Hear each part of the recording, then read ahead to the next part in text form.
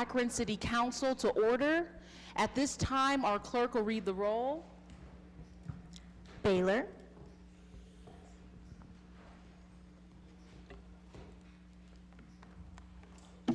Councilwoman Baylor, you're muted.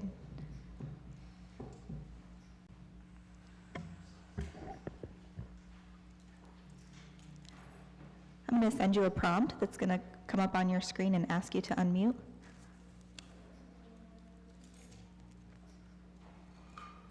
Aye. Thank you. Connor? Freeman? Walking in. Fusco? Aye. Holland? Aye. Kamer? Aye. Lombardo? Aye. McKittrick? Aye. Malik? Aye. Mosley? Aye. Neal? Here.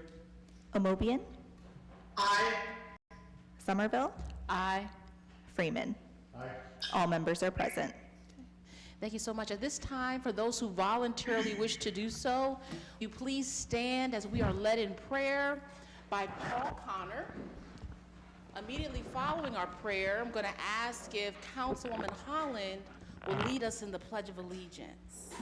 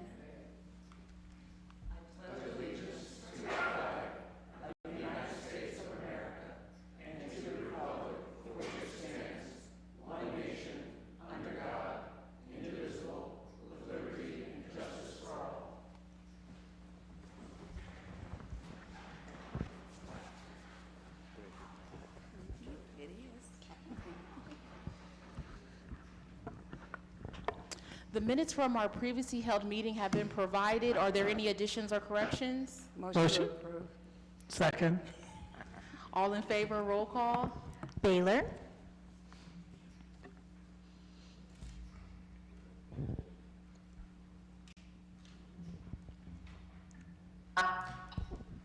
Connor? Freeman? Fusco? Holland? Aye. Kamer? Aye. Lombardo? Aye. McKittrick? Aye. Malik? Aye. Mosley? Aye. Neal? Abstain. Omobian? Aye. Somerville? Aye. The motion to approve the minutes passes 12-0 with one abstention. We have no items on the consent agenda this evening. We'll move into our public hearings. We do have 3 scheduled. Notice is hereby given that the following public hearing will be held by the Council of the City of Akron on Monday, April 10th, 2023, during the regular council meeting at 7 p.m. Ordinance authorizing a conditional use to vary the side yard setback to construct an addition at 49 Jewett Street. Mr. Antonucci? Yes, thank you, Madam President, members of council. Alan and Michelle Hill are seeking approval to construct an addition in the rear yard of their residence. The variance is necessary as their primary dwelling unit sits 3.5 feet away from the south property line, which is less than the required 5 feet. The proposed structure would be clad in vinyl siding to match the dwelling. This dense neighborhood on the periphery of SUMA Akron City Hospital is characterized by modest homes on typically small, narrow lots. The housing stock in this area can present challenges to home buyers who often desire more spacious lots and dwellings or additional space. Petitioners purchased this residence from the owner of the adjacent properties on both sides. They have since made substantial improvements to this property. The proposed addition will create living space and will add value to the property and the neighborhood without having negative effects on surrounding properties. The Office of Integrated Development, Planning Staff, and Planning Commission recommend approval subject to conditions. Okay. Thank you so much. At this time, we're going to open up our public hearing. So if we have anyone here in the audience who wishes to speak in favor or against item number 1, just going to ask that you please stand at this time so that you may be sworn in by our clerk. We also have one individual online for this public hearing, so if you could also unmute so that you can be sworn in. Please raise your right hand. Do you swear or affirm that the testimony you give will be the truth? If so, please say, "I do." I do. Thank you. Thank you. So we're going to begin with all those who are wishing to speak in favor of item number 1. And I do believe our petitioner, Michelle Hill, is online with us. Michelle, do you have any comments this evening? No, my husband usually does these things, but yeah, we've been in the neighborhood for about 8 years, and our family's been growing, and so we're looking to stay in the neighborhood. We've been investing a lot of our time and effort into where we're living, so instead of moving, we'd like to add on. Okay, Michelle, thank you so much. Is Zach Cole online with us? And no, he couldn't make this one, unfortunately. Okay, thank you so much. Anyone, Thank you. anyone here in chambers wishing to speak in favor? Good evening, everyone, and happy Easter for those of you who have celebrated on this today. I'm Apostle. I'm so sorry to interrupt. I don't think your microphone is on. Could you press the button, make sure the light is on? All right, gotcha. Thank you. Good evening, everyone. Happy Easter for those who celebrated, and happy resurrection for those who reference it as such. I am in support of this item, and I do ask that the people, since they have passed all the regulations and all of the the necessary requirements, I would ask that this council would have something in place for them should something happen damage-wise, should something happen resource-wise, should something have, so they don't end up with fines and penalties and disaster. I would ask that this council would come together and provide resources for the community, for people that are doing such a thing as this. Thank you. Thank you, Apostolate. Is there anyone else here in the audience wishing to speak in favor? Is there anyone here wishing to speak against? Seeing and hearing none, we will close our public hearing. Councilman Fusco, what is the committee's pleasure? I'd like to pull the committee for a favorable report with suspension of the rules. Kamer? Aye. Connor? Aye. Baylor? Aye. Mosley? Aye. Yes, thank you. The report of the committee is favorable. We certainly appreciate the investment into this Middlebury area by the petitioners, and welcome them, and appreciate all the investment, all the work that's been done. I believe now we're beginning to see the fruits of that labor from many, many folks, and appreciate that, and ask for approval this evening. Okay, very good. Is there any objections to suspension of the rules? Seeing and hearing none, the rules have been suspended. The committee's report is favorable. All in favor, roll call. Baylor? Aye. Connor? Freeman? Fusco? Holland? Aye. Kamer? Lombardo? Aye. McKittrick? Aye. Malik? Aye. Mosley? Aye. Neal? Aye. Amobian? Aye. Somerville? Aye. This ordinance passes 13-0. Notice is hereby given that the following public hearing will be held by the Council of the City of Akron on Monday, April 10th, 2023, during the regular council meeting at 7 p.m. Ordinance authorizing a conditional use to establish a 3-unit apartment house at 146 Oakdale Avenue.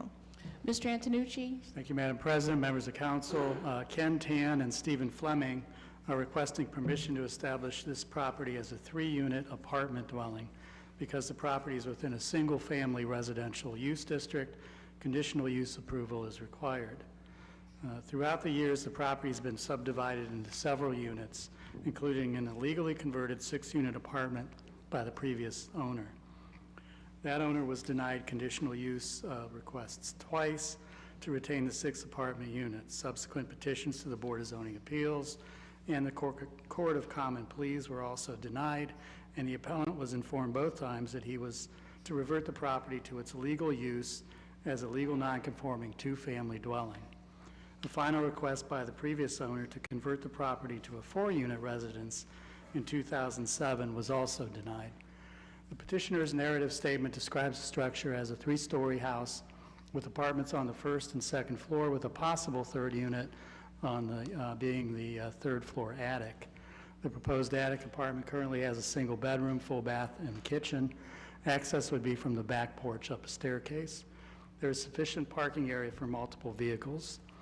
The West Hill neighborhood property is within the Highland Square neighborhood development area, the Hall Park Allotment Historic District, and is listed on the National Register of Historic Places. The intention of the Highland Square renewal plan is to maintain a reasonable density. The planning staff recognizes that the petitioners have reduced the number of illegal units within the dwelling. However, a 3rd unit was never legal. Prior to the illegal conversion to 6 units, the dwelling was a long-standing 2-family use. An added 3rd unit would constitute an overdevelopment and is not compatible with the Land Use and Development Guide Plan. Continuing the legal non-conforming 2-family use is consistent with the current use and harmonious with other structures in this West Hill neighborhood. As such, planning staff cannot support the conversion of 146 Oakdale to a 3-unit apartment, and Office of Integrated Development Planning staff and Planning Commission recommend disapproval. Thank you. Thank you so much. At this time, we're going to open up our public hearing. Do we have anyone here in the audience who wishes to speak in favor or against item number 2? If you'll please stand at this time so that you may be sworn in by our clerk. We also have one individual online. If you could also turn on your camera and raise your right hand. Do you swear or affirm that the testimony you give will be the truth? If so, please say, "I do." Thank you. So at this time, what we're going to do is we're going to open up with all those who would like to speak in favor. If you would like to speak in favor of item number 1, going to ask that you approach the podium.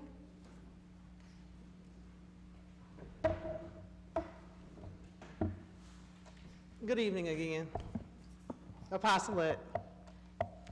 I am very much in favor of this, and I find the opposition to it to be quite challenging for me, because there's enough money in the city, the state, and this country to give these people whatever they need to make this housing compliant with the courts and the community. I believe whatever needs to be done to make this happen needs to happen. I would like to know, with this apartment situation, who will be able to afford the housing? Will mentally challenged people be denied housing in this place? Will people from the homeless shelter have access and affordability to this 3-bedroom unit? It needs to be 3 bedrooms because I believe there's just some disparity here and some discriminatory practices in here that need to be investigated. And I believe that this person has been fighting for this for such a long time that some people need to put some minds together and make this happen. Thank you. Thank you. I do believe our petitioner is online with us, Stephen Fleming. Hello, I'm sorry, this is Stephen Fleming. My camera doesn't seem to be working again as it was this morning. I would like to speak on my behalf. Yes, go ahead. Okay, again, my name is Stephen Fleming. I am a former Akronite. I'm currently living in Seattle. I've moved away from Akron in 2005 due to economic hardships. I still consider myself an Akronite, however, because I'm back and forth all the time visiting my family. All of my family's in Akron. I have family that lives on Balch Street, which is right outside of the Hall Park Historic District. I've grown up in that neighborhood since around 1985 when I've been assisting my dad with his house there on Balch Street.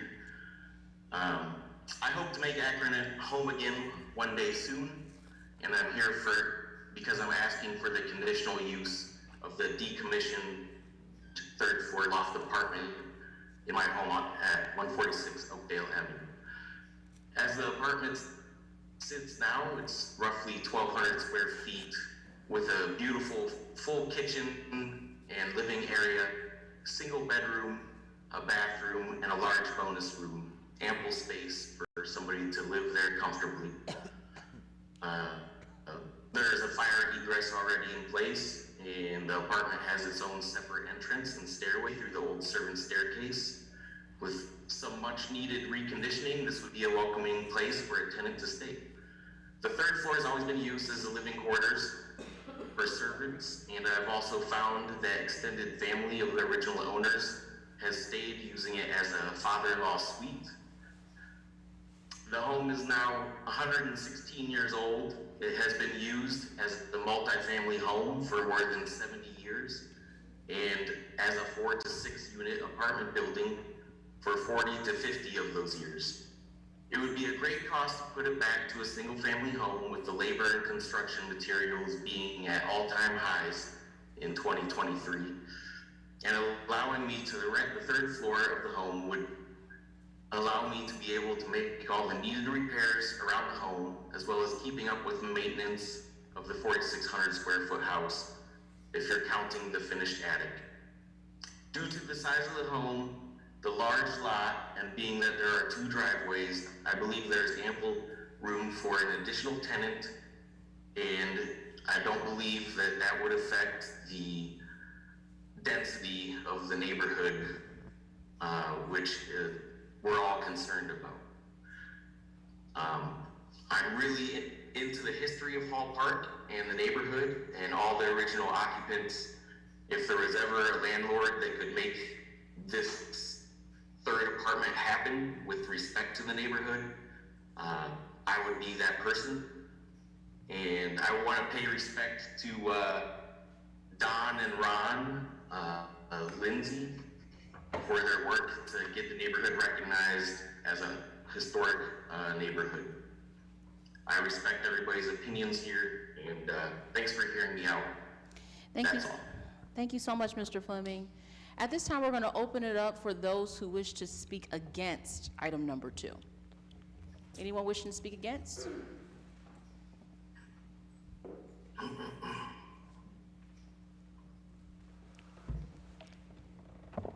Hello, my name is Jane Startzman. I live at 155 Oakdale, and I was in this room 20 years ago when we were fighting this same fight with this same house. And it was denied back then. I certainly hope it will be denied again tonight. Back 20 years ago, the outcome of this fight was an ordinance that the neighbors worked together with the city on to bring about to control these conditional usages that divide up single-family homes or homes beyond their zoning certification. Within those 20 years, I'm standing here to tell you that it's borne good fruit in our neighborhood. It takes a long time, but we knew that. And back then, we talked about it and we said, it's gonna come up again. You know, we're gonna have to keep fighting this fight, and so we are.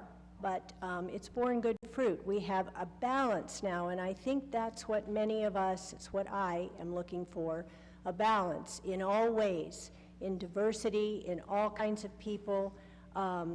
It's important to have low density, it's important to have a good quality of life, and it's important to have safety. I think all neighborhoods, everybody in every neighborhood wants that. And that's what we were fighting for 20 years ago, and that's what I think you'll hear from many of us tonight. But it's borne good fruit in that people have started moving back and buying these homes as single families. The size of them doesn't make any difference. You go to Fairlawn Heights and try to divide one of those homes into 4 and 5 and 6 and 7 and 8 units. Let's see what happens. I don't know why my neighborhood can't have large homes where people move into them and they want to buy them and own them as a single family. So that's my point on that. My second point is that last week at our Ward 1 meeting, It was a wonderful meeting, and we learned about a neighborhood that was decimated by the construction of the Interbelt.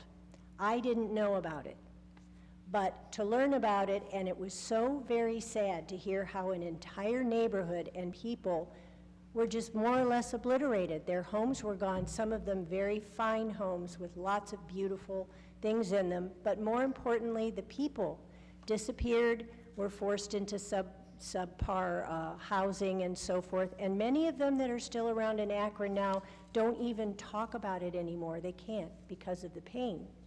Well, this is a different problem, this conditional use problem, but it still can be ruinous to neighborhoods. It's more insidious. It happens little by little. Just as I said, over 20 years, we have seen good come out of it. It can get torn down the same way and go backwards if we're not careful. Lastly, I think it's important to mention that this is a historic district. These homes, this particular home is right at the signature intersection of the historic district. And this historic district came about because the neighbors, I repeat that, the neighbors raised over $15,000 to hire someone to help them write an application to get this district put on the National Register of Historic Places as a historic district because they loved living there, they loved each other, and they loved what was being done there. So the neighbors did this, and I think that's so important because it tells you how much people care about this neighborhood.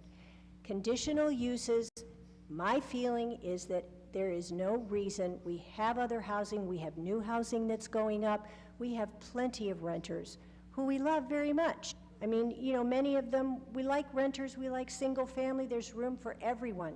But a balance is what's important, and right now we are reestablishing the balance and bringing back some more single family home ownership, and I think it's important. I hope that you say no to this conditional usage. Thank you. Thank you. Is there anyone else here in the audience who wishes to speak against?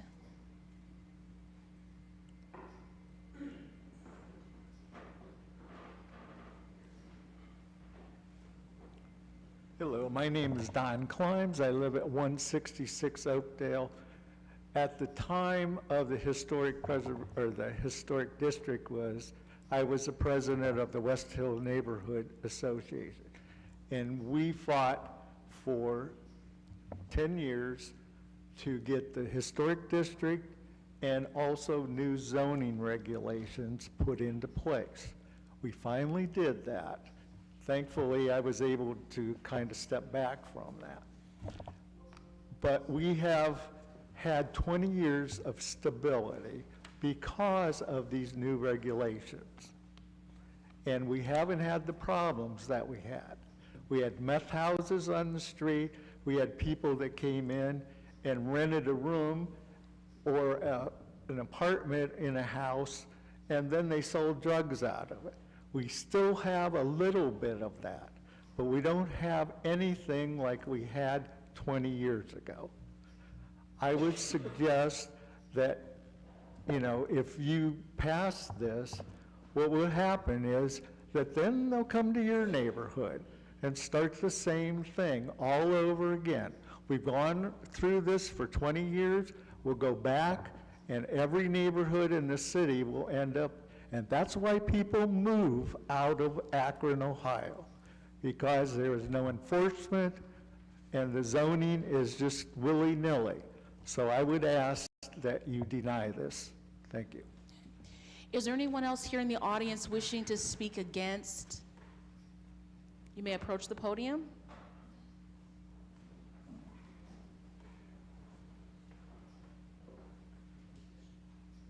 Thank you, Madam Councilwoman. I'm Carl Fike. I actually do live just down the street from Mr. Climbs, 184 Oakdale, and I'm a recent newcomer to the neighborhood. I bought my house 2.5 years ago, trying to fix it up. Really enjoy the historic aspect and the work that Mr. Climbs and the people that have held the neighborhood before me have put into it. I want to speak against the motion simply because I don't believe it's in the best interest of the neighborhood to encourage the kind of things that will be brought about if we allow people to put as many people or units into a house as they're able to have. I believe it encourages people to be homeowners, which encourages better neighbors and the overall health of the neighborhood to do that. I'm really grateful for the work that's been done, and I'd ask you to remember that I think that work would be considered less important or be pushed against or undone if it's discarded. Thank you. Thank you. Is there anyone else here in the audience wishing to speak against?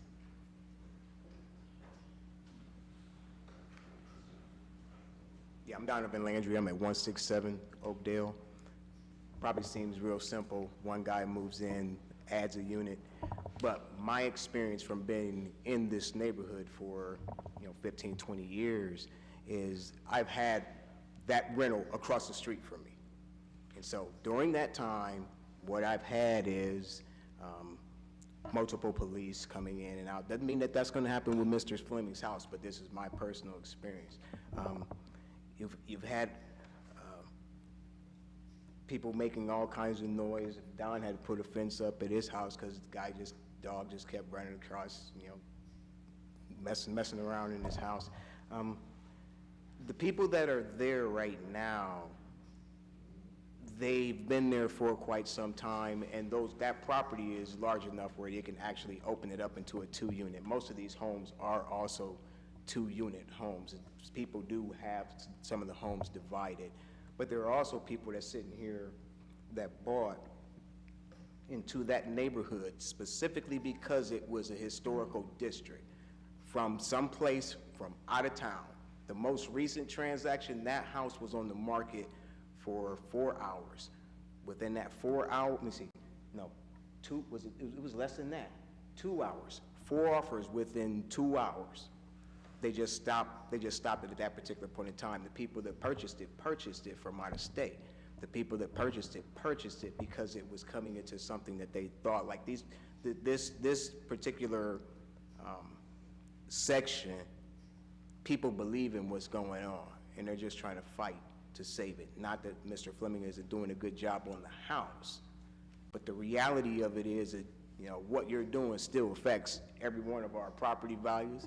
It also affects kind of what we see because Mr. Fleming is still in Seattle and I'm on Oakdale. Thank you. Is there anyone else here in the audience wishing to speak against?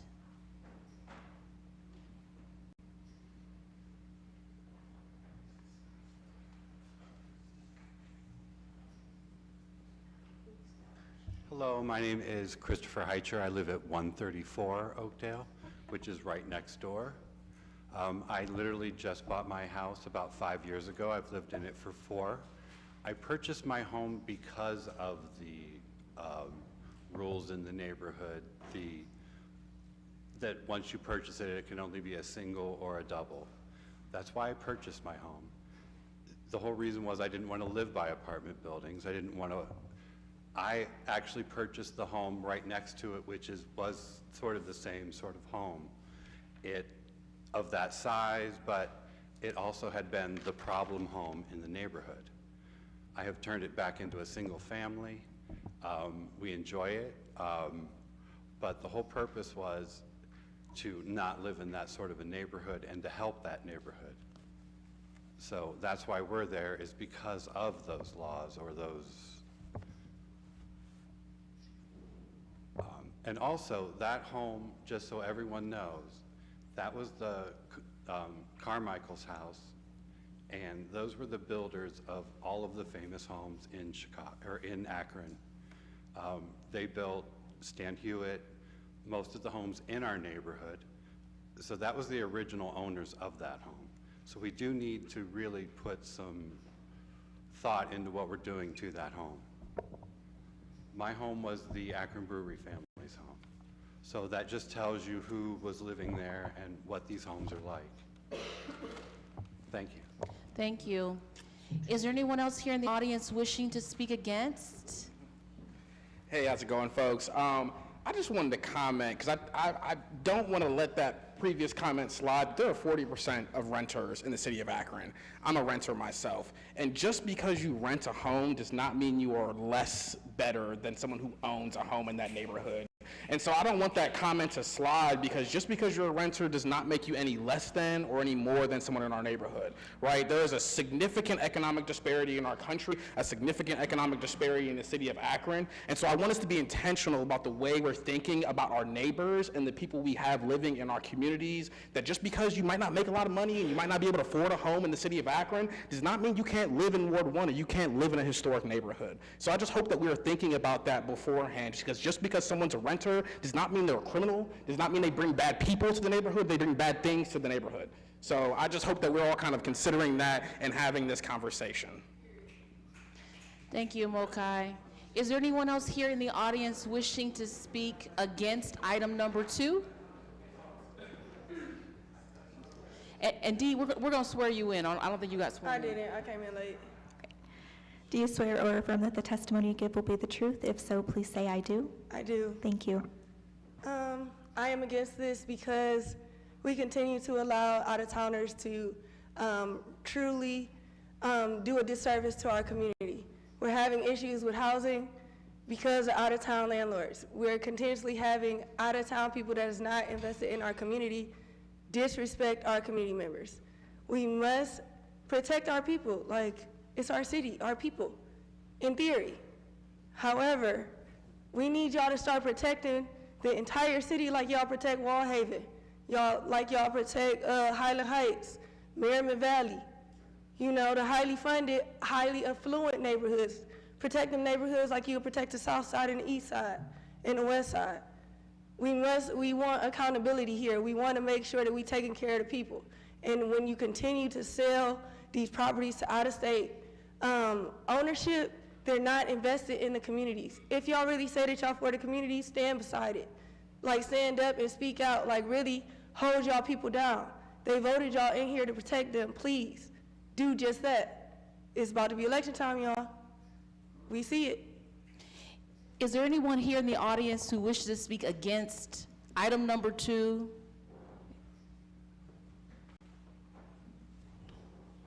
Hello, my name is Jill Coleman. I live at 131 Oakdale. I've been there for about 30 years, and I love my neighbors. We all get along. We've been on boards together. We have fought for the neighborhood. The historic sign is right in front of my home. And when there have been people from the other sides of the street or in the bigger homes prior to us enacting the rules that you couldn't have more than one family home, is that there were transients, there were people that were coming in and out, they were parking their cars everywhere. You know, the crime, it went up in the area, and, you know, it was degrading to our home values. There are plenty of apartments in the neighborhood. There's 2 apartment buildings to the west, 2 apartment buildings to the east, and, you know, I think that's just enough. We don't need to turn the homes that we've fought so hard to maintain and keep up the home values in our neighborhood. So we ask that you deny the request. Thank you. Is there anyone here in the audience wishing to speak against item number 2? Seeing one more?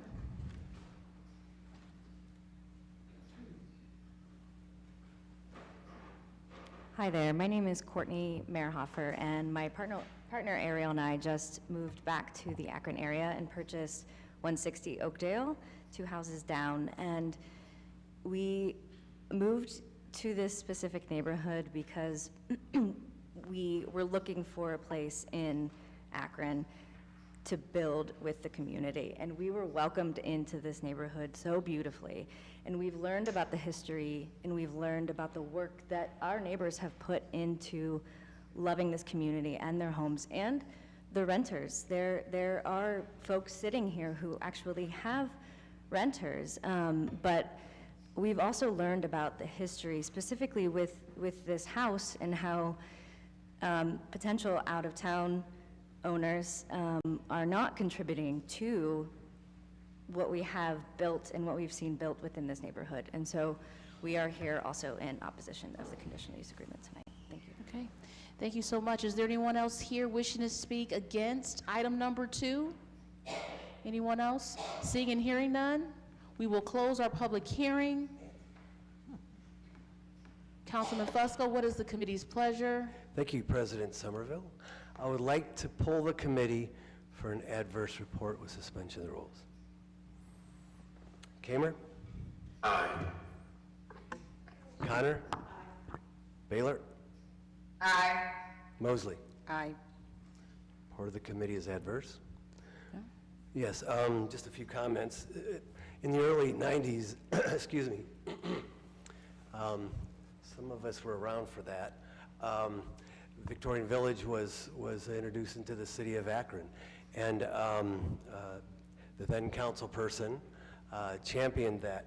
And what we have here is a neighborhood that is basically working with the city. There has been 3 situations over the last several years, going back to '97, I believe, where there's been attempts to even make this even up to a 6-unit. And it's been before this council, I believe, 3 times since 1997.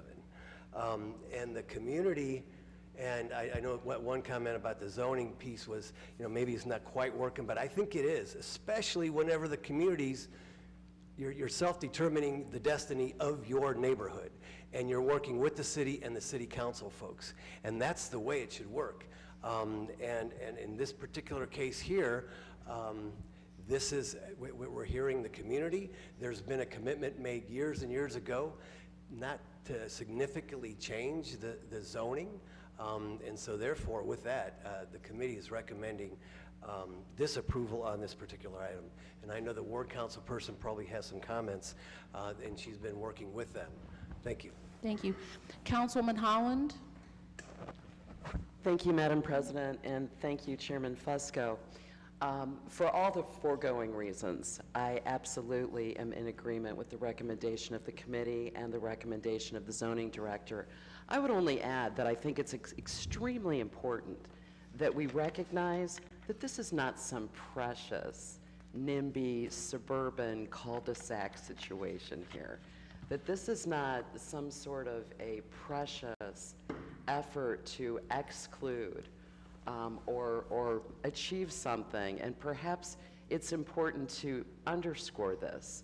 This is a community of people, and I live a few blocks away, a community of diverse from every measure of that term, economically, racially, culturally, folks who have invested, in some instances, their last buck in taking care of homes in an area that has historically been overlooked.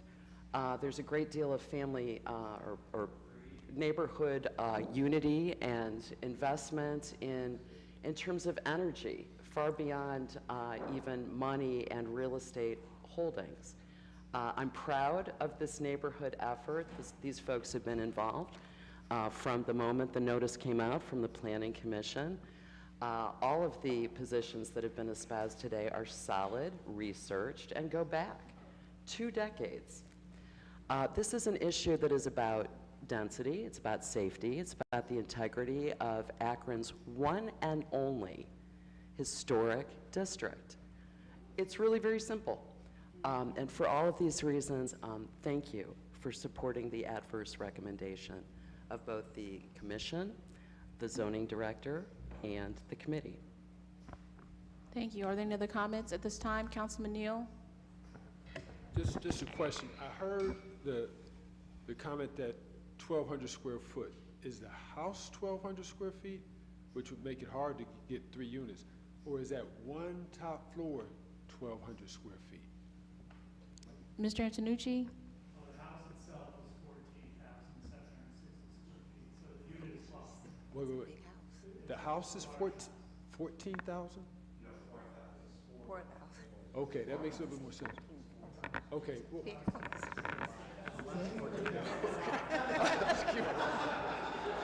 What? I'm like, I want to live there. Okay, we're gonna okay. we're gonna maintain order. Let me share this. First, for the folks in West Hill neighborhood, I admire you. I've been watching you from afar. But But no, I have. But here's the challenge. We've been talking about, especially during these mayoral forums, about mixed use housing and everything. And I'm old school. I'm gonna honor the councilwoman's request and that of the committee. But here's the challenge that we have in our community, and it speaks to what the young gentleman said. If not in West Hill, then they move in to segments in my neighborhood where the community is not as organized, doesn't have the money to designate. And so what happens is, somebody could put a group home in, they don't have to get a permit. Right. As long as there's those five people are not related, they don't go over that 5, they can just put them there. My community is littered with them. So this is an opportunity for us to learn and form. That's why I think we need a neighborhood association that covers the city, because not every community is as equipped to do what you've done. But the challenge comes to these discussions that we've had about, where do we get this mixed use zoning, mixed use housing, in whose neighborhood does it work? So again, I've admired, I've watched. There's some things I'd love to emulate, but just don't have the infrastructure within certain segments of my community that have those challenges. And that's where the city can help us create that infrastructure, because everybody wants to preserve their neighborhood, but everybody also wants, we've got to find a way to have the proper type of relationship between landlords, property owners, and so that some folks who maybe can't afford to rent or don't want to own can still live in certain neighborhoods. So again, and the reason why I said 1,200, there are new homes that are being built. People are paying $250,000 for that are only 1,500 to 1,800 square foot. And here you have 1,200 for an apartment. So again, I just want to share, but I respect the neighborhood. I respect the wishes of your councilwoman. But as a community, we have to be honest in looking at this and see how we can solve it so that everybody can have access to certain communities, and no one community is, because they don't have the infrastructure to push back or to organize, is overpopulated with certain types of housing. So thank you. Thank you. Councilman Malik? Thank you. Yeah, my comments kind of echo those of my colleague, Mr. Neal. I absolutely respect everyone coming down here tonight, and I particularly respect, as a ward council person, when a neighborhood has had a long-standing issue with a specific home, right? And having, 6 units in a 2-family or single-family home without any kind of approval, people violating the law. I just had more than 20 people were in a single-family home in Fairlawn Heights this past few weeks with no one trying to get any approval before then, flagrantly violating the law. So I understand and appreciate the frustration when people try to do that. But I do also want to point out, given a lot of the discussion here, that as a city, we really are struggling with having sufficient, affordable, stable rental housing. We've gone from a situation in our city really primarily due to the financial crisis in 2008, where we've gone from 55% of people owning homes to 45% of people owning homes, right? And our city lacks enough 3-family and 4-family and 5-family dwellings. We have a lot of single-family dwellings, and we have a lot of very, very, very high-density dwellings. So I'm not suggesting that putting an extra 3rd unit on the top floor of a house on Oakdale is going to solve that crisis, right? I don't think that's the case. But I do think that more mixed-density units across the city in a planned and reasoned approach with the community is an approach that we need to take as our city as a whole. So I did want to make that point. Councilman Holland? Thank you, Madam President. With respect to my colleagues, I think it's very important that we just establish a few basic facts. West Hill, while being one of the oldest and most established, and indeed nationally registered as historic neighborhoods, is both solidly working class and also more than 50% renters. There is not one iota in any of this of NIMBYism or desire to exclude. And to suggest otherwise is frankly offensive. Now, what we do have here is a very simple system, and it goes like this. If one desires to vary from the established zoning provision for a residential area, one must apply for what is called a conditional use, often referred to out in the world as a variance.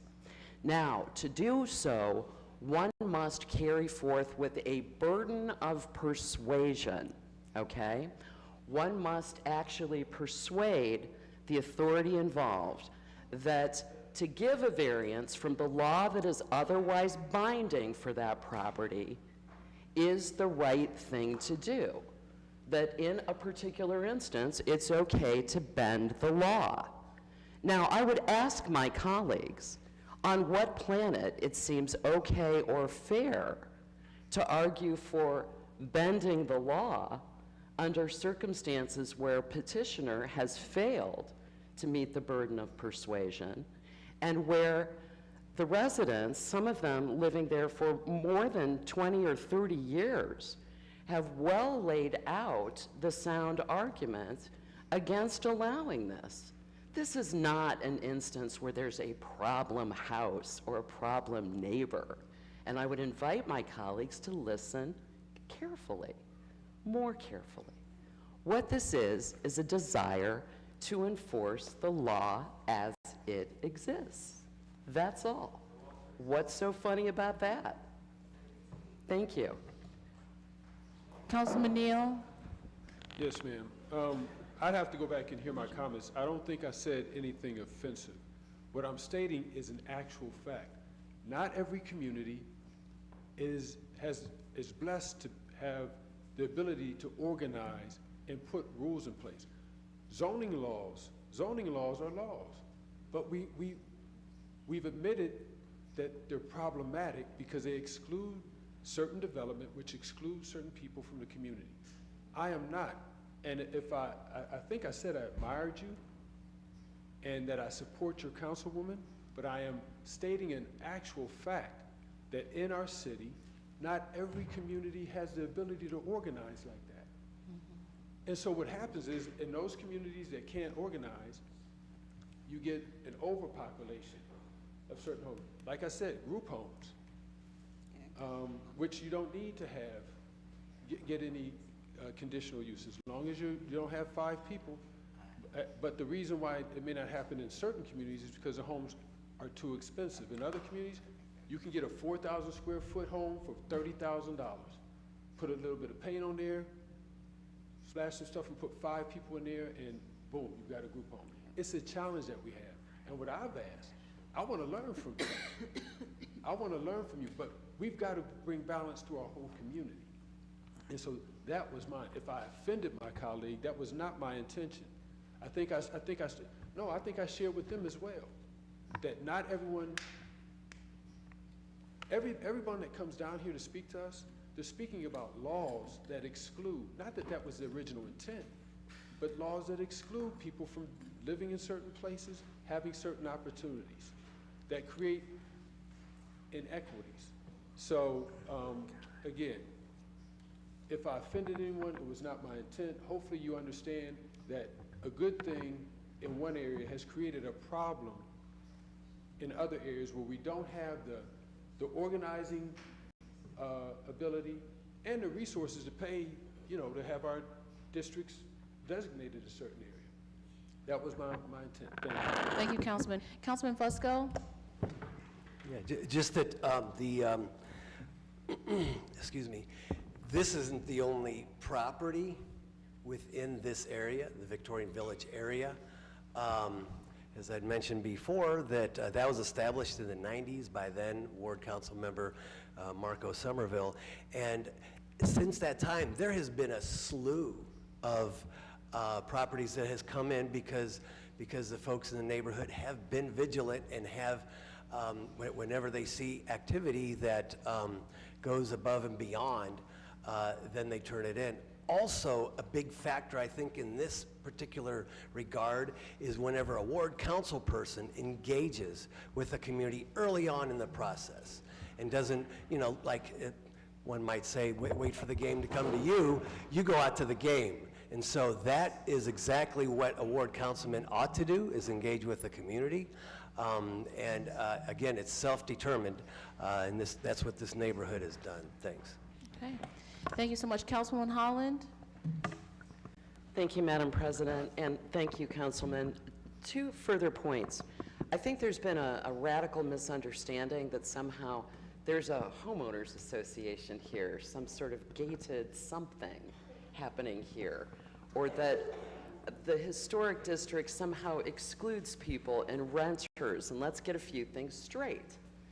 The homeowners association, to which my colleague alludes, does not exist. Again, emphatically, this is a grassroots group of neighbors who I think are unique in their ability and capacity to bust through the normal kinds of walls and barriers that keep people apart these days, okay?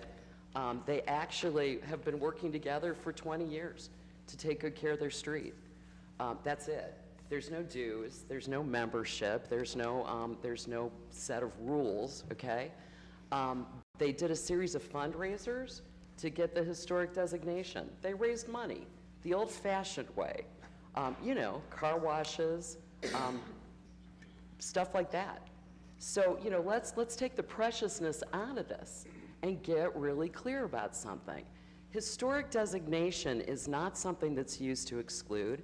It's used to protect a property. That's it, full stop. What is in place here is an ordinance that applies to your street too, and yours, okay? And yours and mine, okay? Which is to say that if I want to turn my house into more than its current status as a single family, I have to submit a petition to Mr. Antonucci. I have to submit a request for a conditional use, okay? This isn't some sort of diabolical, special, fancy thing going on in a deep pocket of West Hill. This is how we do this in the city of Akron. It's citywide. That is all. Okay, Councilman Neal, one last point. Just a point of clarification. I did not call West Hill a housing association. I said we need one in the city so that we can have more balance and learn from each other and create a more equitable community all around. Because not every community has that ability. I mean, how long have we had the people from, is it still called the Rosemary, from White Pond Villa, and all these other communities that don't have the ability to articulate their they've articulated their point very well, so I apologize for even saying that. But they don't have the resources to organize. That's my point. Thank you. Thank you. So currently the committee's report is adverse. So we will take a vote on an adverse report. So all in favor of an adverse report, roll call. Baylor? Aye. Connor? Freeman? Aye. Fusco? Holland? Aye. Kamer? Aye. Lombardo? Aye. McKittrick? Aye. Malik? Aye. Mosley? Aye. Neal? Aye. Amobian? Aye. Somerville? Aye. Okay, the motion passes 13-0, and the ordinance will be filed.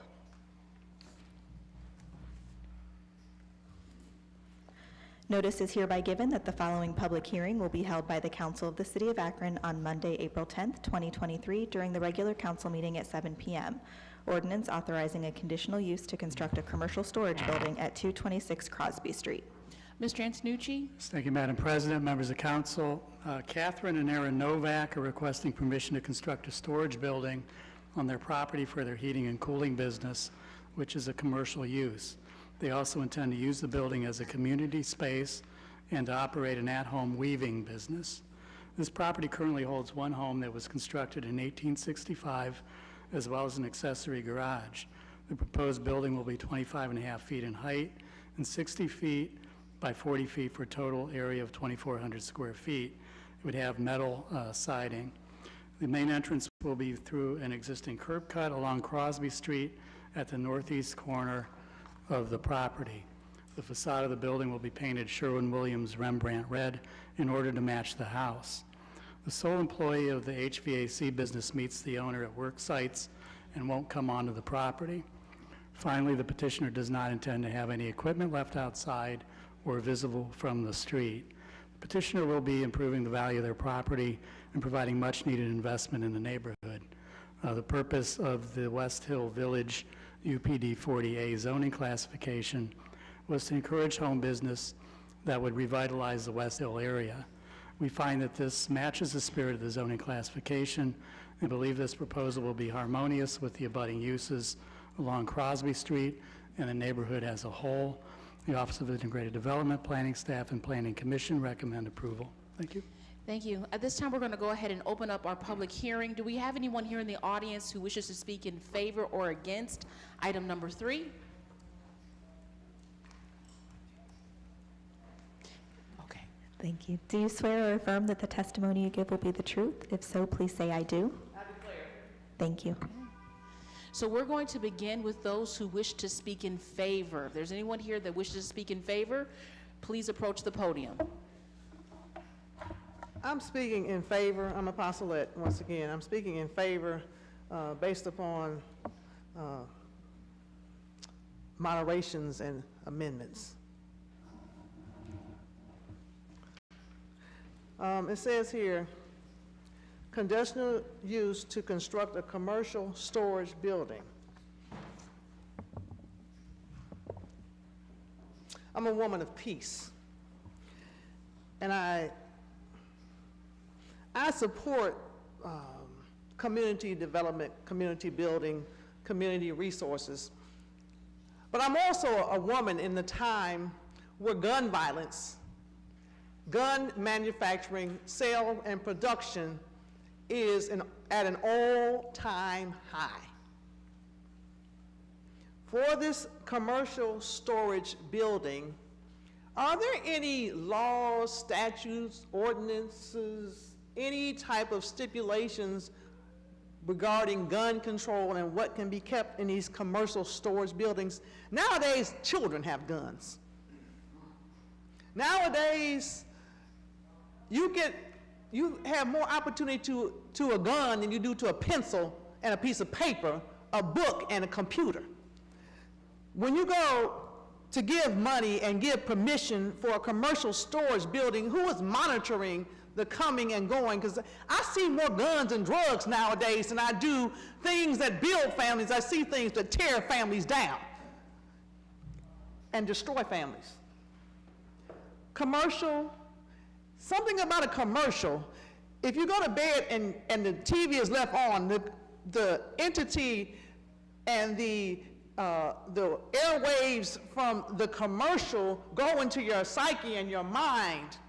And therefore, when you wake up, you don't know why you wake up the way you do, but when you have commercial storage, what's being displayed? What's being stored? What's being manufactured? What's being traded? I would like some answers to that, and I would like to know in what community is this being allowed? Because I see some stuff going on that's not adding up financially for all communities. And if you allow commercial storage, where will you allow it? Thank you, Apostolette. Is there anyone else here wishing to speak in favor? Good evening. My name is Kat Novak. I live at 108 South Maple. So I'm the one that would like to build this. We own 4 of the lots, so we have from Maple to Crosby. I fell in love with the neighborhood. I understood, had some challenges in it, but I have amazing neighbors that are as passionate as I am. I'm on the board. I've held events in my backyard with the community called Wonderfest. If you want to come next year, it's amazing.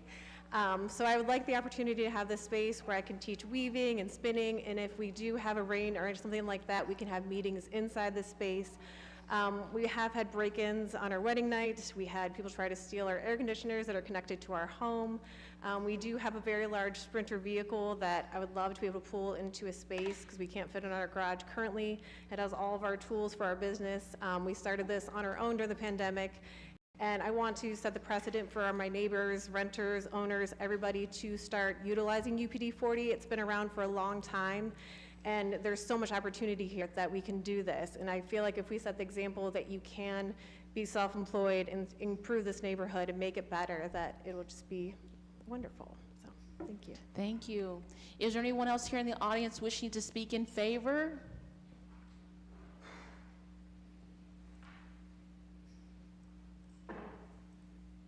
I'm Jane again from 155 Oakdale. I would just like to see the homeowners be able to keep their tools and everything safe in a shed that they've gone to great detail to make sure is okay and fits in the neighborhood, and I'd like to see them have their things safe. Thank you. Thank you. Anyone else wishing to speak in favor?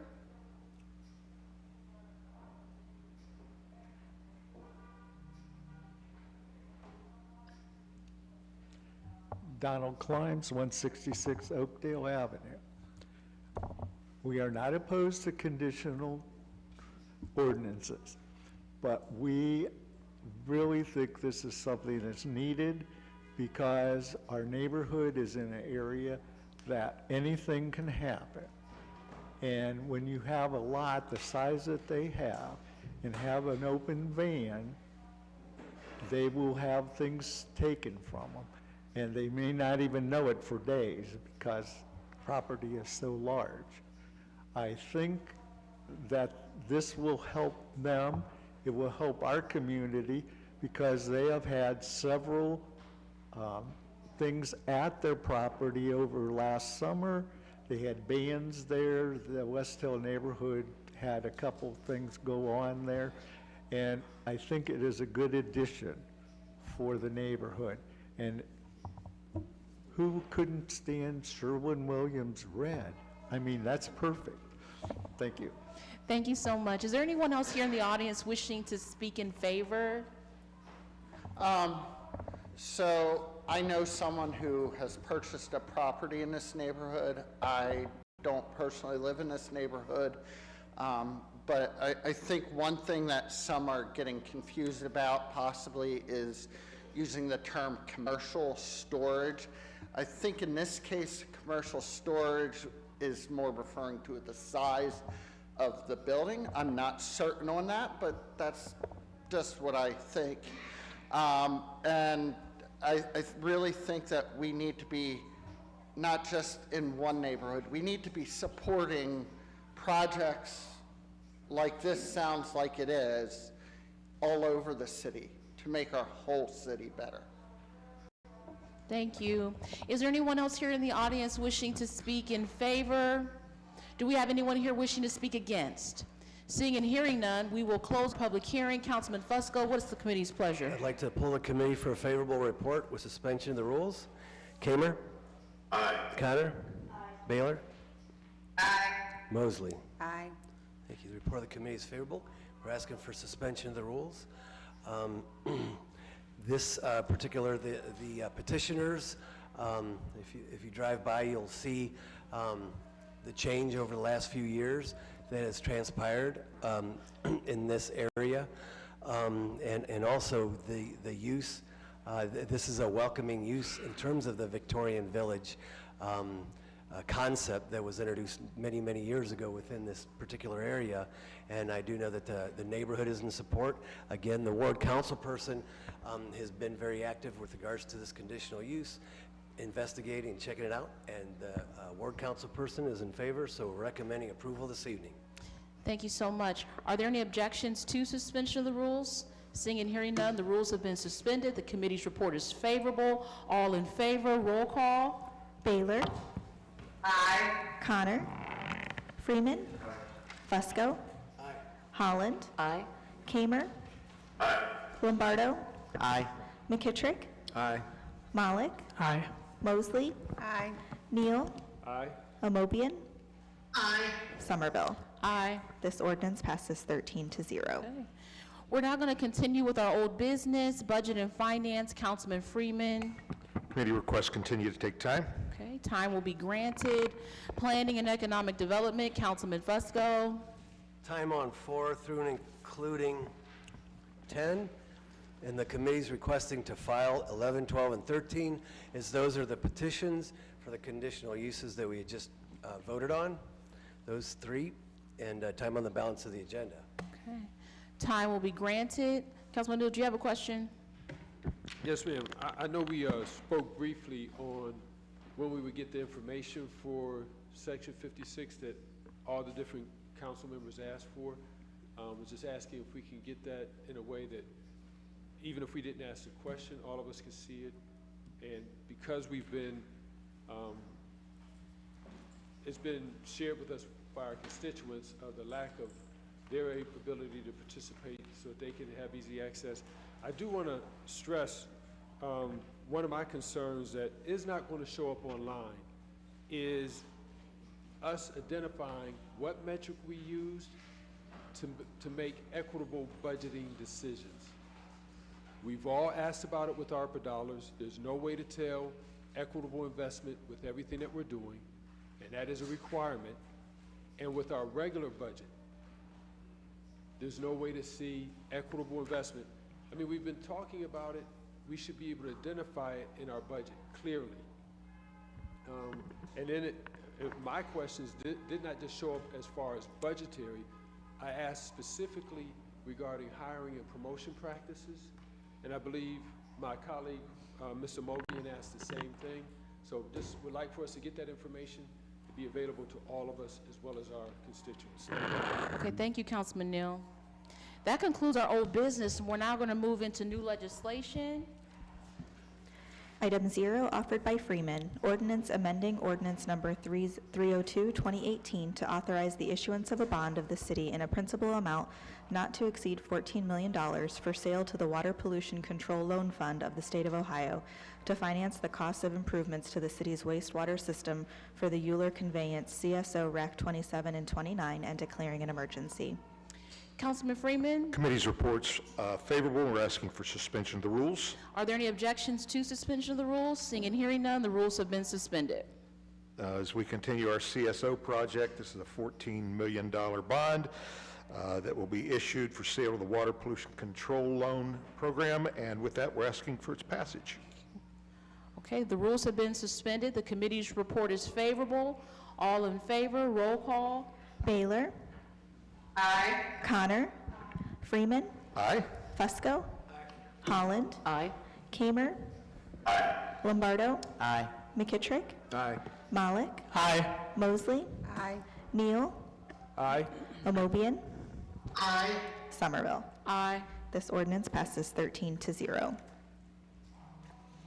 Item number 1, offered by Freeman, ordinance authorizing the Director of Finance to enter into an agreement with United Disability Services to provide funding from the city's handicapped parking fees for operational support of the adult day services at United Disability Services and declaring an emergency. Councilman Freeman, Committee's report is favorable on this item as well, and we're asking for suspension of rules. are there any objections to suspension of the rules? Seeing and hearing none, the rules have been suspended. We heard a good presentation today from United Disability Services, and we're just so grateful for their work, and we're going to be using some money from that the city derives from our handicap parking fees, and this is going to be supporting the adult day services that UDS offers, and with that, we're asking for its passage. Thank you so much. The rules have been suspended. The committee's report is favorable. All in favor, roll call. Baylor. Aye. Connor. Freeman. Aye. Fusco. Holland. Aye. Kamer. Lombardo. Aye. McKittrick. Aye. Malik. Aye. Mosley. Aye. Neal. Aye. Omobian. Aye. Somerville. Aye. This ordinance passes 13-0. Item number 2, offered by Freeman, ordinance authorizing the Director of Finance or his designee to enter into a contract or contracts with the Akron International Soapbox Derby for the City of Akron to provide $50,000 in operational support for the planning and implementation of the 2023 Akron International Soapbox Derby and declaring an emergency. Councilman Freeman? The committee has actually asked to refer this item. I think next week we hope to have somebody in from the Soapbox Derby to talk to the committee, and so we do refer this item, ask that this item be referred. This item will be referred. Item number 3, offered by Freeman, ordinance authorizing the Director of Law or her designee to enter into a contract or contracts without the formality of publicly advertising for bids with Voorhees, Sater, Seymour and Pease LLP for the provision of professional legal services for the City of Akron and declaring an emergency. Councilman Freeman? Yes, this is a contract that we're encouraging everyone that would like to reach out to the law department, and so we're asking that this item be placed on the consent agenda. Thank you. This item will be placed on the consent agenda. Item number 4, offered by President Somerville, ordinance authorizing the purchasing agent to enter into a contract or contracts without the formality of publicly advertising for bids with S3 Technologies LLC for the design and installation of audiovisual upgrades to the Akron City Council chambers and declaring an emergency. Councilman Freeman? Again, another contract. If anyone has any questions, I think we reach out to Ms. Viviano regarding this, so we're asking that this item be placed on the consent agenda. Thank you. This item will also be placed on the consent agenda. Item number 5, offered by Mosley, ordinance authorizing the purchasing agent or his designee to enter into a contract or contracts after publicly advertising for bids for the installation of speed tables in the City of Akron and declaring an emergency. Councilwoman Mosley? Thank you, Madam President. The committee's report is favorable, and we're asking for a suspension of the rules. Are there any objections to suspension of the rules? Seeing and hearing none, the rules have been suspended. Yes, this will allow the purchasing agent to send this out for bids to install the speed tables throughout the city. Okay. And we're asking for its passage. Thank you so much. The rules have been suspended. The committee's report is favorable. All in favor, roll call. Baylor? Aye. Connor? Freeman? Fusco? Holland? Aye. Kamer? Aye. Lombardo? Aye. McKittrick? Aye. Malik? Aye. Mosley? Aye. Neal? Aye. Omobian? Aye. Somerville? Aye. This ordinance passes 13-0. Item number 6, offered by Mosley, ordinance authorizing the Director of Public Service to enter into a contract or contracts after publicly advertising for bids with a consultant or consultants for the construction management of the Riverside Sewer Separation, CSO Rack 34, and Lower North Side Interceptor lining projects and declaring an emergency. Councilwoman Mosley? Consent agenda, please. This item will be placed on the consent agenda. Item number 7, offered by Mosley, ordinance authorizing the Director of Public Service or his designee to enter into a contract or contracts after publicly advertising for bids for repairs to City of Akron parking structures and declaring an emergency. Councilwoman Mosley? Consent agenda. This item will also be placed on the consent agenda. Item number 8, offered by Kamer, ordinance authorizing the purchasing agent or his designee to enter into a contract or contracts after requesting proposals for the purchase of a new record management system software package to be utilized by the Akron Fire Division and declaring an emergency. Councilman Kamer? Thank you, Madam President. Committee's report is favorable, and we're asking for suspension of the rules, please. Are there any objections to suspension of the rules? Seeing and hearing none, the rules have been suspended. Thank you. This is for new software for our Akron Fire Department to replace our old software. Thanks. Thank you so much. The rules have been suspended. The committee's report is favorable. All in favor, roll call. Baylor? Aye. Connor? Freeman? Fusco? Holland? Aye. Kamer? Aye. Lombardo? Aye. McKittrick? Aye. Malik? Aye. Mosley? Aye. Neal? Aye. Omobian? Aye. Somerville? Aye. This ordinance passes 13-0. Okay. That concludes our new legislation for this evening. We'll now move into the portion of our meeting that we refer to as our public comment period. If you wish to participate, going to ask that you please stand so that you may be sworn in by our clerk. Would you please raise your right hand? Do you swear or affirm that the testimony you give will be the truth? If so, please say, I do. Thank you. Okay, thank you. And just going to ask that when you hear your name, that you approach the podium, and you will have 3 minutes to speak to this body. And we are going to begin with William Reynolds. I think you're virtual, but I see you here.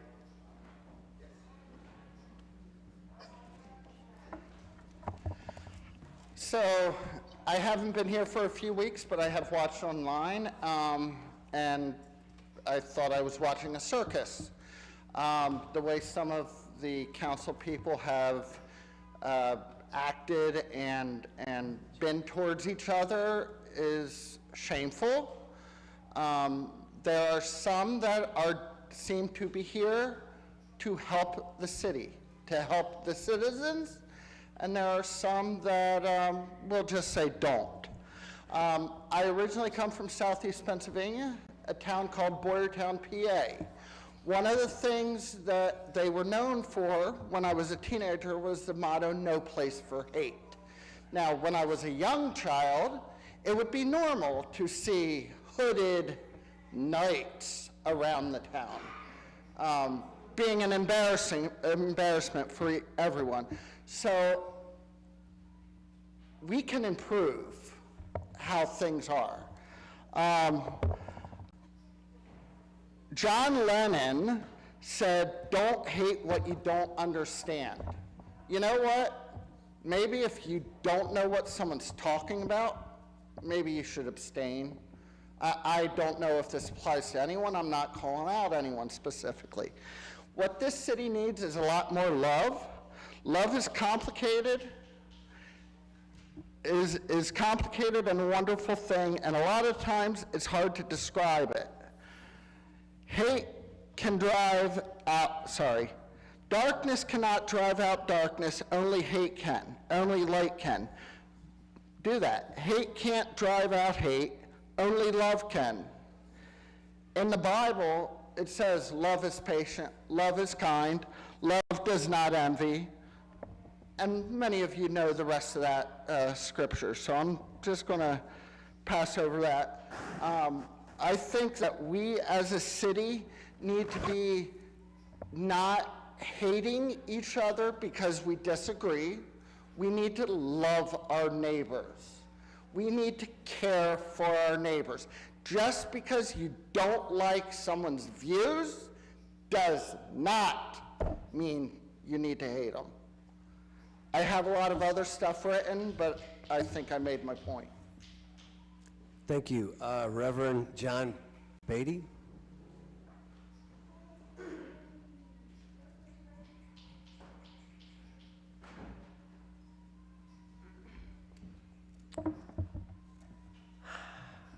I was going to say Madam Madam President. Mr. President, Okay. Pro Tem or whatever. Can you hear me? Yes, thank you. My name is John Beatty, B-E-A-T-Y, at 2047 Wyndham Road, Akron, Ward 8. Actually, after a wonderful time with my family for Easter celebration, I'm kind of down.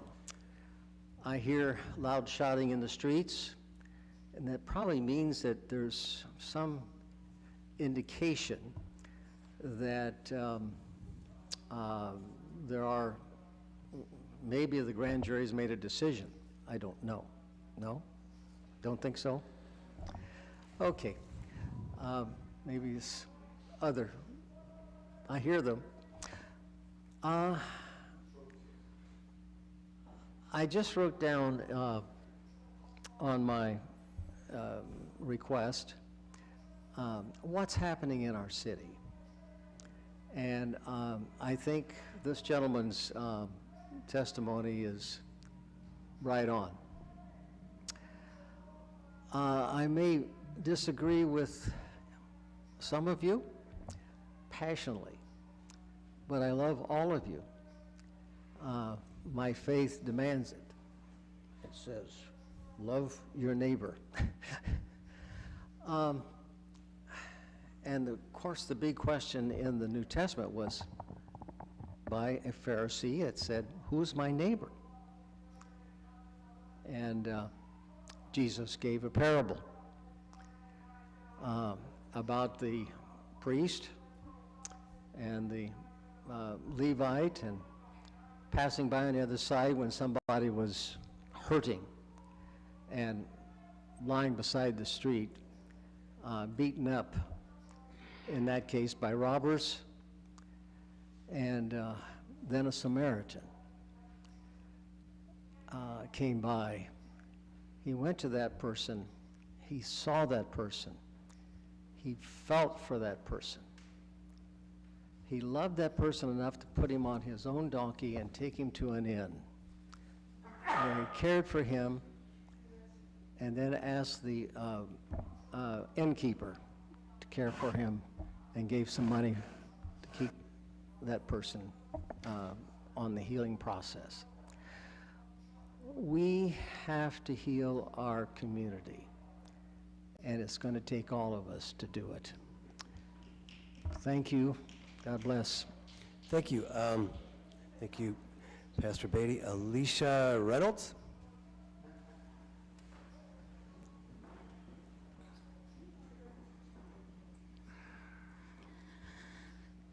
Hello, Council, Mr. Vice President, I'm assuming. My name is Acacia Reynolds. Acacia, sorry. And I am currently a resident of Ward 3. By the grace of God, I, through my parents, have the opportunity to purchase and soon to hopefully move into the blight of Crestwood Avenue in Ward 1. We are in the process of repairing that home after 10 years of emptiness on paper, although we have heard that there were possibly a squatter situation in the past year. I am not an angry woman. I am not a litigious woman. But I am a woman who listens to what's going on around her. And over many months now, my general comment is, what the heck are y'all doing here, Council? Okay. As I say, what the heck are y'all doing here, Council? I'm flabbergasted that we have had incidents in the time that I have lived here of timber top, where people were literally being killed by slumlords. We have issues like Jalen Walker being gunned down with over 40 wounds. I am, as you can see, a mostly Caucasian woman, even though I do have Native American. I am a truly American mutt, and I'm proud of that. But y'all make me angry and frustrated to even call myself Caucasian. I will never call myself white because I am so disgusted by what people who share my same shade of melanin are doing to people like my neighbors in Ward 3. I know every single one of my neighbors, and they are good people. I have been devastated by this council's enforcers picking on me because I happen to live in Ward 3. I'm not trying to hurt anybody, but they were there to protect the workers of the city, not the rights of the citizens. And I can only feel for my neighbors who were stepping in to comfort me and then having to deal with racial slurs. Come on, people. We can do better. Thank you. Thank you for your comments. Acacia Reynolds, thank you. Harrington Hargrove, please.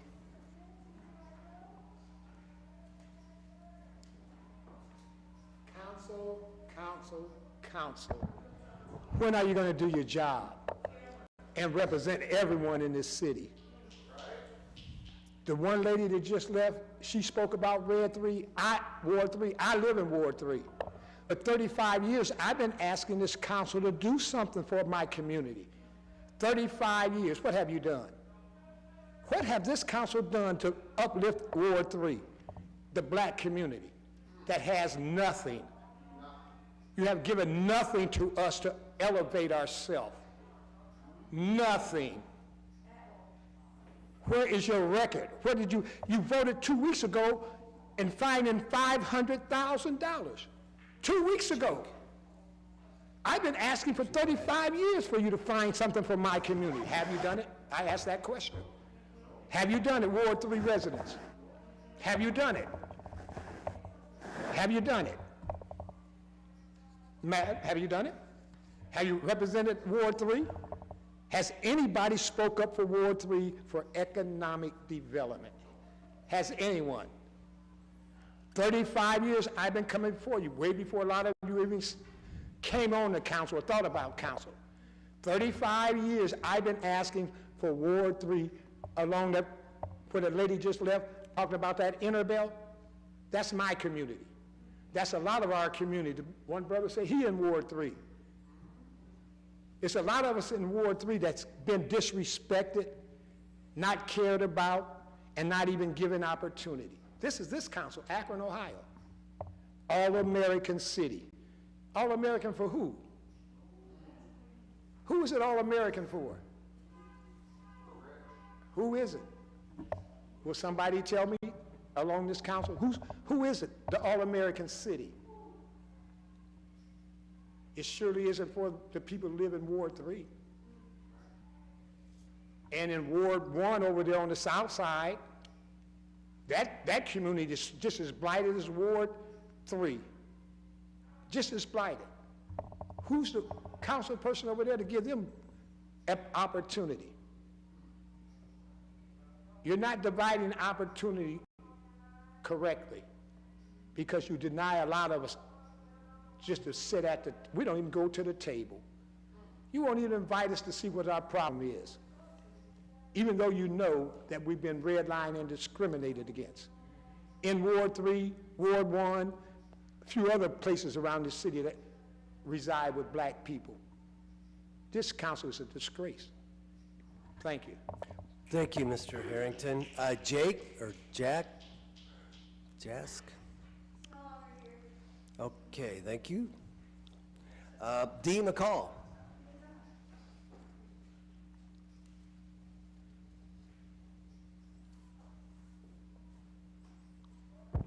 Greetings, greetings. I took a break, but now I'm back. We continue to bring the issues of the community to the table, and then you all repeatedly look over it. I have receipts, actually, so it's great that this is what we're doing today. So the community tried to bring to your attention about housing is a human right, yet you go to a neighborhood that doesn't want that there and then put housing there. Again, not listening to the people. The people in White Pine said they don't want it there, yet y'all put it there. However, we need housing across the city. Y'all continue to allow out-of-town people to buy up our property and invest in, quote-unquote, invest into the community, yet they're not necessarily investing into the community with the benefits of the community members. They're really in it for capitalism. We're seeking for landlord accountability. We be having, y'all made a committee, yet y'all canceled the meetings.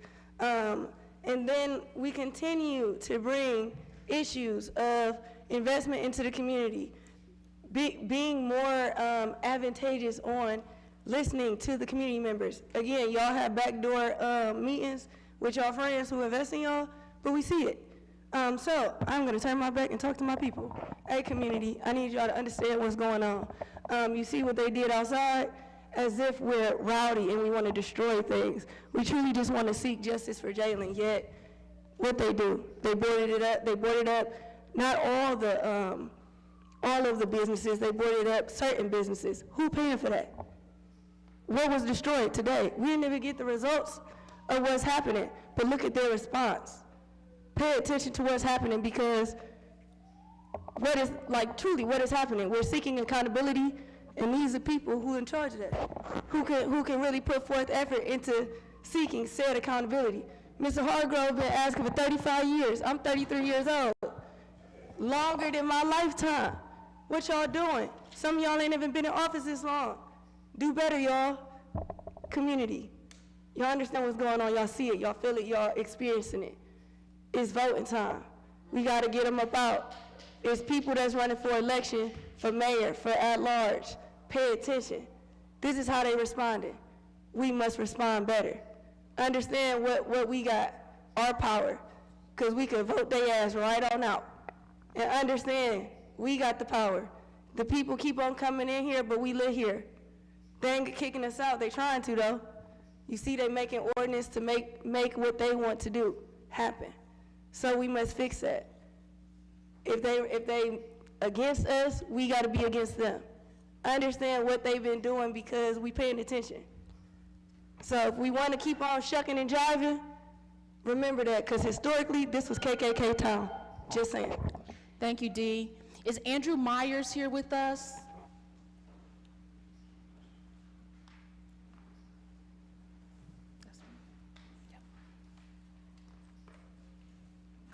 Good evening, council, good evening. I'm not gonna be before y'all long. I just happen to be able to pick up a few key things and I'm gonna just shoot them back at y'all. What I will start off with though is a quote from Mark Lamont Hill. Prison is the only form of public housing that the government is truly invested in over the past 5 decades. So for a second, let's talk about that. So canvassing and talking to people back and forth, trying to figure out what's the best case scenario for our community and moving forward, and being at city council meetings and watching how things play out. I've seen certain money go to places that don't need, like Dee kind of took the words out of my mouth with the White Pond situation. There's a whole apartment complex getting ready to go up over there. And in the Wilbeth, in the Rosemary's, in a number of different places that we can name, they're falling apart. These people have no availability to have the resources that they need to have sustainable housing and to be comfortable in the places that they live in and call home. So when they start trying to find places in maybe your ward or other people's wards that maybe they can conjoin, because I did live away from Ohio for a while in Pennsylvania, and their rent was more affordable because they can't afford it. And I'd rather live on top or underneath somebody in a safer or nicer place than in an apartment where I'm spending half of my rent on doors falling apart. I can't lock my home to be safe. My windows don't close or open. Has any council members have talked to any of these people in these communities? Because that's a community within itself. It seems biased that we can talk about the ordinances that need to be passed in West Hill. Yes, it is historic, but let's talk about history. There was a word that spoke about the Inner Belt tonight. The Inner Belt was a historic black area that had been gentrified and been pushed away, redlined, and now some of those descendants of those people live in these places that are falling apart. So where's the generational wealth or equity? When does the generational curse stop that has been that of city council? When we go and bring you guys these problems and we can't talk about what we do next, we can just sit and watch things happen elsewhere, we kind of lose faith in that. Before I do leave you guys, the last thing that I want to say is, I totally understand about the resurfacing and the things that we need to do for the streets and whatnot, but the streets don't mean anything if the people in their homes they don't have anywhere to be, because they're going to be on the street. So you're going to resurface people and go right over them too. Housing is a right, not a privilege. You own that. It can be violated, but you can never lose it. A privilege is something that you can take away, and I feel like housing is definitely a right. Thank you. Mr. Myers, thank you so much for sharing. Apostolette?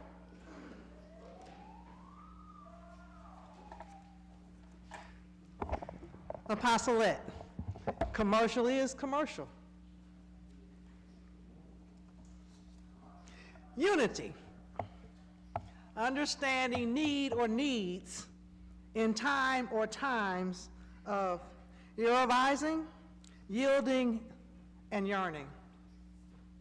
Hear, O Israel, Akron, Ohio, United States of America, the Lord our God is one Lord. Now I beseech you, brethren and sistren, by the name of our Lord Jesus Christ, that ye all speak the same thing, and that there be no divisions among you, but that ye be perfectly joined together in the same mind and in the same judgment, with all lowliness and meekness, with long suffering, forbearing one another in love, endeavoring to keep the unity of the Spirit in the bond of peace. Fulfill ye my joy, that ye be like-minded, having the same love, being of one accord, of one mind. Finally, Be ye all of one mind, having compassion one of another, love as brethren and sisters, be pitiful and courteous. A message from the founding fathers regarding the constitutions on unity and civil charity is as such. If one rejoices, we all rejoice together. If one is bound, none of us is free. Harmony is a sound far greater than dissonance and unison. According to Article 7 of the United States Constitution, of the here and now in America, it was stated during the ratification of the conventions, citizens who enjoy privileges, quote, unquote, and immunities of one state should be entitled to the same treatment in other states. I stand before you also in agreement with these principles. It is time to get back to basics. According to the Religious Freedom Restoration Act of 1993, the United States Constitution 42, 2000 BB through 2000 BB4, introduced by Congressman Chuck Schumer on March 11, 1993, federal law ensures that interests in religious freedoms are protected. Having prayer restored into academic and political settings is only a portion of this religious freedom. Removing it is in direct violation to the First Constitution Amendment. On April 29, 1607, Godliness in America Shores at Cape Henry on the shores of Virginia began the Christian nation America. Let us band together. Let us put aside all racial barriers and boundaries and get back to basics. We have work to do. For those of you who care to join me, you can call me at 330-428-9191. And I thank you for your time and your attention. Thank you for your consideration, your participation, your cooperation, and thank you for just loving one another. And let's get this together, you all. Time out for this nonsense. Thank you, Apostolate. Thank you. That actually concludes our public comments for this evening. We're now going to move into committee assignments. Rules, Councilman Freeman.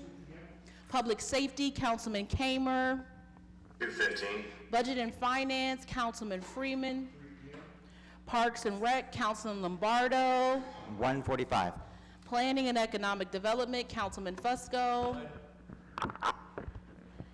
Housing and Neighborhood Assistance, Councilman Fusco. Public Service, Councilwoman Mosley. 2 p.m. Health and Social Services, Councilwoman Amobian. 2:30. Public Utilities and Green Committee, Councilman Freeman. Is there anything else coming before council at this time? Councilman Neal? Two things, Madam Chair. One, there was a item that was pulled last meeting regarding the fire hydrants. If we could get an update on why that was pulled, and if that is a continuation of the $1 million bid that was awarded to Marius Painting, or is that a new bid? Okay. If we could get an update on that, please. And then the second thing, I've been asking for clarification from my colleague on if the conversation with FOP was just about Mr. Mokai, or were there other persons on that list? I think it's a fair question to ask, since we are asked to conduct our business with a certain level of integrity, and having that conversation compromised our process. As I stated, the FOP president, speaking out of, I'm sure, support for his officers, stating that the shooting was justified before any investigation, was at the other end of the spectrum of what they tried to say about what Mr. Omokai said out of emotion about the police.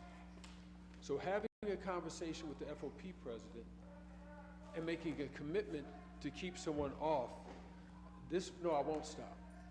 This body will not take it up. We talk about equity. We talk about fairness. That is I say this all the time, do you understand the history? Do you understand what systemic practices are? Yes, I'm asking, please answer me. I ask this body, do we understand what systemic practices are? And so one of the things that we do is we just become silent, and we don't say anything. This is a problem. And so, since I can't get an answer from my colleague, this body is responsible for investigating to see if there were anyone else on that list. Because we talk about, I'm not even trying to get to equity right now. We're talking about treating everybody equal. The process was not equal for everyone. And so I'm asking that this body convene and review that process. Now, if I am out of line for requesting that, please correct me. But this body cannot say that it stands for equity and fairness. And here we have a clear, blatant disparity in how one member was treated compared to the others that were interviewed. The process was not equal. And I said, if we took everyone through that equal process and they passed it, fine. But information has been shared that states if we take everybody through that process, everyone wouldn't pass. Not everyone on that board would pass. And we didn't say call them out or remove them from the board. We talked about extending grace. So please correct me if I'm out of line for asking this body, which it's per the charter, it's our responsibility to do the investigations. And we have not looked at it at all. We have not looked at it at all. The process was compromised because of that conversation. Councilman Fusco?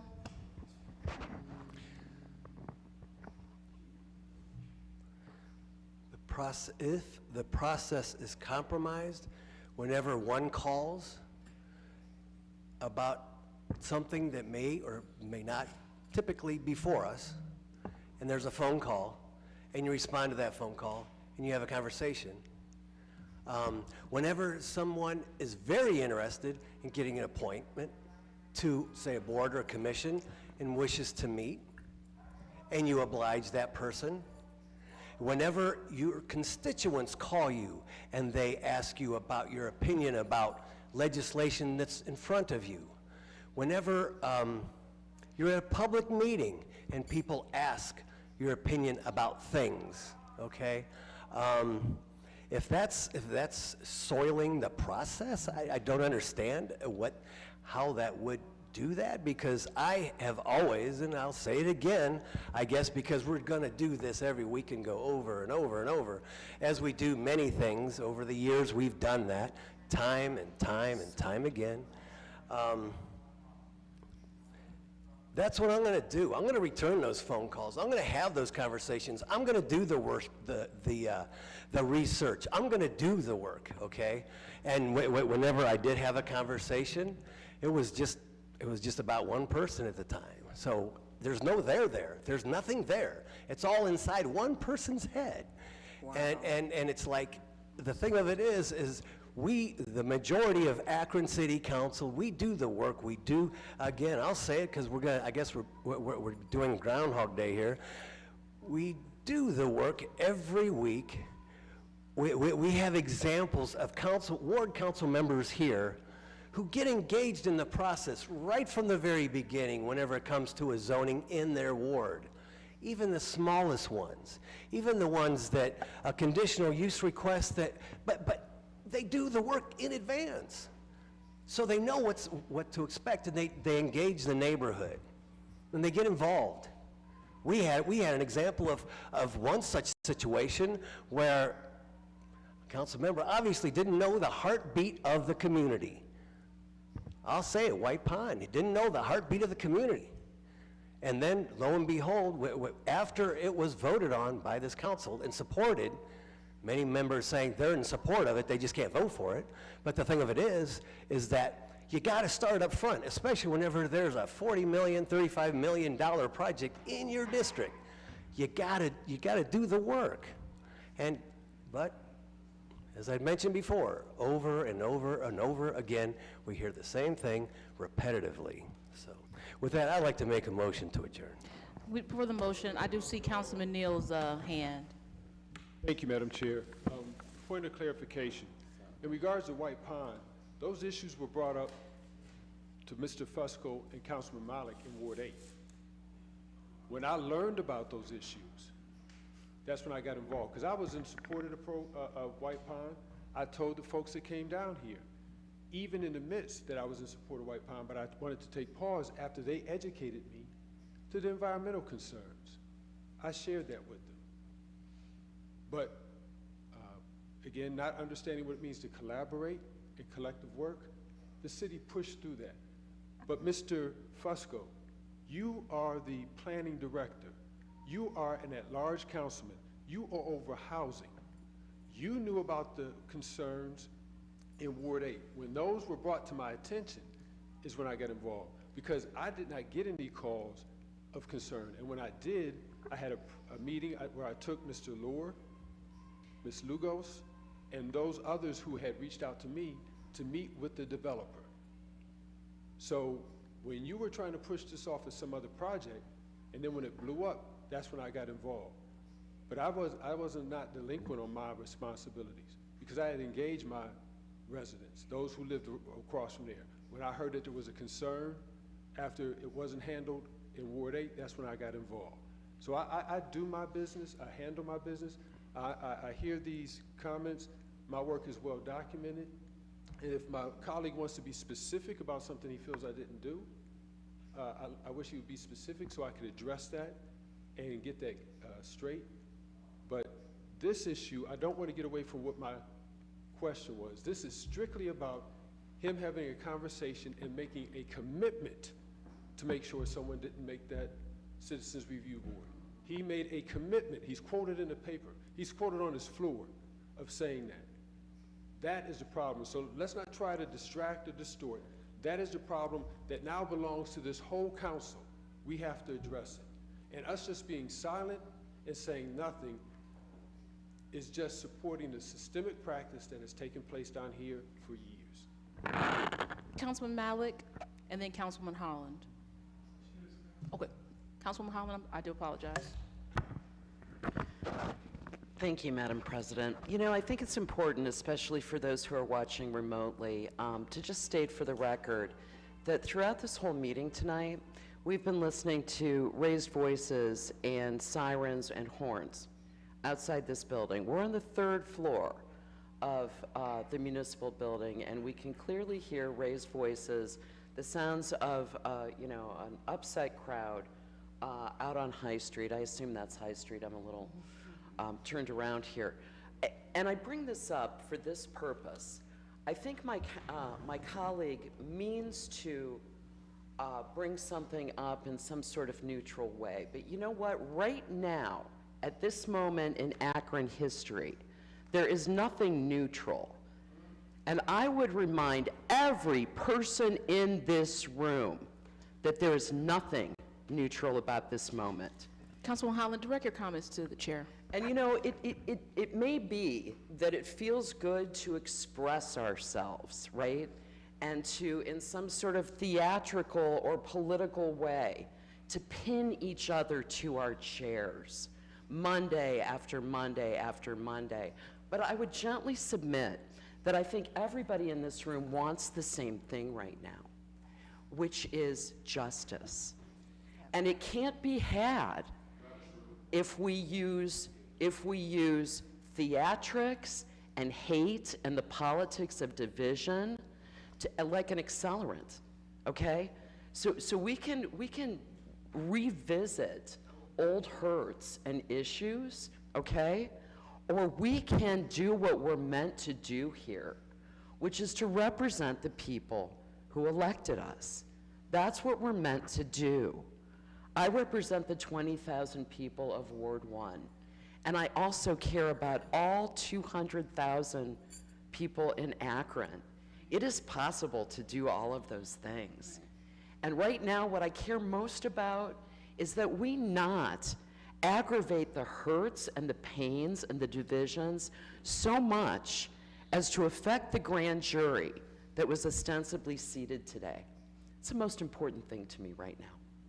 And I suspect that there are many in this room who feel the same way. Now, we either grow up and link arms and move ahead, and I mean everybody in this room and beyond, or we don't. Well, you know, it may well be, but each of us answers to our own God. And I would suggest that we have an opportunity here to calm the waters. It's not only an opportunity, it's the job. Thank you. Thank you. Councilman Malik? I'm not going to do better than that, so I'll just be very brief. You know, the period of time at the end of the council meetings, like, keeps devolving into a food fight. It keeps devolving into personal disagreements that are long-standing and deep, and I'm sure there's plenty of blame to go around. I think, you know, we heard one person earlier today say, "What the heck are you guys doing?" I think all of us have thought that. I shouldn't say that, but I think, you know, it is common to have that feeling at city council, at least for me. And I'm sure lots of folks have that for different reasons. But, you know, we have the amount of time we have, right? There's limited time in each day. Using the period at the end of the meeting to continue to revisit things that are not going to get us anywhere, we have to ask ourselves, what is the point of that, right? And if it just deepens disagreements and divisions and furthers these things, we have to find some way of getting through these things. Thank you, Councilman. Is there anything else coming before council at this time? We do have a motion on the floor for adjournment. If there are no objections, meeting adjourned. To be really clear, council members, I'm going to ask that you remain in your chairs, and I'm going to ask if our guest can exit chambers first. Thank you. This concludes the live broadcast of Akron City Council. Margot Somerville, President of Council, presiding.